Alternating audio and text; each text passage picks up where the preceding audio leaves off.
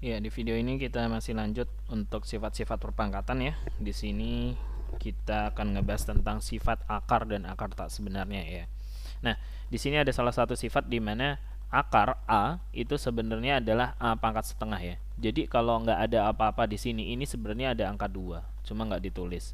Terus ini kan A-nya kalau nggak ditulis artinya A pangkat 1 ya. Jadi sifatnya adalah kalau ada akar A seperti ini, jadinya ya A pangkat setengah. Contoh, kalian punya 9 diakarin, yaitu artinya 9 pangkat setengah. Nah, kenapa bisa jadi 3 jawabannya? Karena kan 9 ini basis 3 ya, 3 pangkat 2, lalu dipangkatin dengan setengah. Nah, ini dicoret, pangkat dipangkatin kan dikali, jadi hasilnya 3. Nah, itu prosesnya ya. Terus selanjutnya, jika ada akar pangkat n dari A pangkat m, penyebutannya kayak gitu. Akar pangkat n dari A pangkat m itu akan sama dengan A pangkat m per n. Jadi pangkatnya si A ini diper dengan pangkat dari akarnya ya. Contoh, misalnya kalian punya 8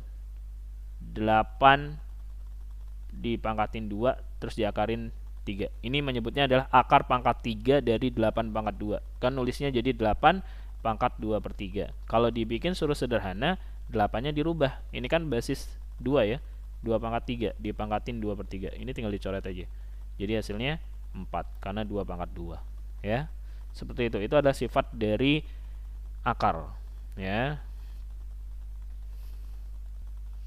Nah, sekarang kalau akar tak sebenarnya itu apa? Contoh akar tak sebenarnya itu, misalnya ada bilangan akar 12. Nah, 12 ini tuh basis berapa? Kan nggak bisa ya.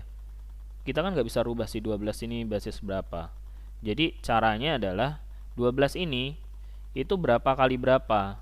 Nah, 12 itu kan bisa 1 kali 12, bisa 2 kali 6, bisa 3 kali 4 ya. Atau bisa juga, oh udah ya nggak ada lagi ya, antara ini semua kan. Nah, tapi yang kita pilih itu 3 kali 4. Kenapa 3 kali 4? Karena 4-nya nanti bisa diakarin ya. Jadi 4 itu namanya bilangan kuadrat. Nah, kalian harus hafalin kalau memangnya dapat soal seperti ini yang nggak bisa langsung diakarin, kalian minimal harus hafal bilangan kuadrat ya. Bilangan kuadrat itu berapa aja? Jadi bilangan kuadrat itu hasil kuadrat bilangan lain. Contohnya 4. 4 ini kan dari 2 pangkat 2 ya. Terus ada 9 dari 3 pangkat 2. Terus ada 16 dari 4 pangkat 2. Terus ada 25 dari 5 pangkat 2. Nah, ini namanya bilangan kuadrat. Hasil kuadrat dari bilangan lain ya. Lanjut, selanjutnya adalah tinggal mana di antara bilangan kuadrat itu yang bisa ngebagi yang mau kalian cari ini. Berarti kan 4 ya. Jadi 12-nya dirubah jadi 4 kali 3. Nah, di sini tugas kita adalah akarin nih mana yang bisa. 4 sama 3 mana yang bisa diakarin? Kan 4 ya. 4 diakarin berapa? 2. Lalu apakah 3-nya bisa diakarin? Nggak bisa. Makanya 3-nya tetap di dalam akar. Nah, ini namanya bentuk akar tak sebenarnya. Ya. Kita contoh lagi deh. Saya kasih contoh lagi. Misal akar 72. Nah, 72 berarti mana aja yang bisa ngebagi 72? 4 bisa, bisa. Tapi kurang gede. Jadi kalian harus cari yang lebih besar, yang maksimalnya ya. Ini kalau dilanjutin kan ada 36, terus 49, 64, 81, dan 100 kan. Mana yang bisa ngebagi 72? 4 bisa memang. Tapi apakah sudah maksimal? Belum. Ada lagi yaitu berapa? 36 yang lebih besar. Ya, jadi kalian rubah si 72-nya itu menjadi 36 dikali 2 ya. Jadi pilih dari sini yang bisa ngebagi dia ya. Nah, 36. Langkah selanjutnya, mana yang bisa kita akarin? Apakah 36 atau 2? Ya pasti 36-nya kan. Akar 36 berapa? 6. 2-nya bisa nggak keluar dari akar? Nggak bisa. Berarti 6 akar 2. Oke, itu namanya akar tak sebenarnya.